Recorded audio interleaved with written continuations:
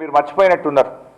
మీరు ఇచ్చిన హామీలేంది, మీరు ఏవి అమలు చేయలేదో ఇవాళ మీకు గుర్తు చేస్తూ తెలంగాణ ప్రజల ముందు ఈ హామీలను పెట్టదలుచుకున్నా.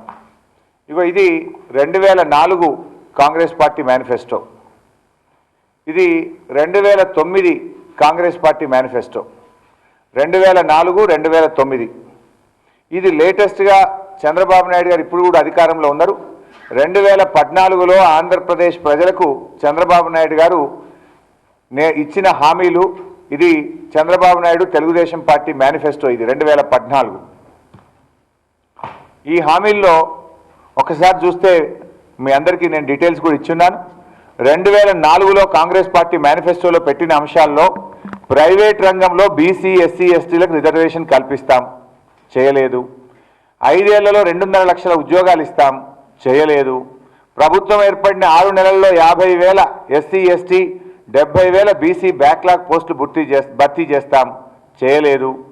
తాత్కాలిక ఉద్యోగులను రెగ్యులరైజ్ చేస్తాం, చేయలేదు.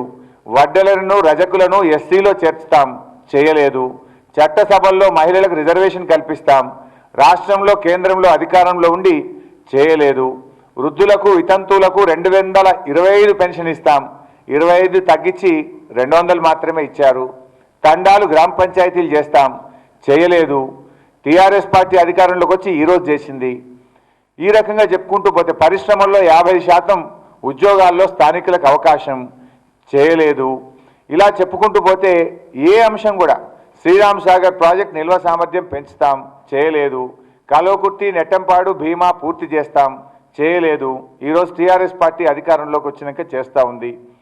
ఇలా 2004 ఎన్నికల మేనిఫెస్టోలో పెట్టి అమలు చేయని అంశాలు serial number wise, page wise, manifesto కాపీతో సహా పెట్టి ఉత్తమ్ కుమార్ రెడ్డి గారికి లేఖ రాస్తున్నాం.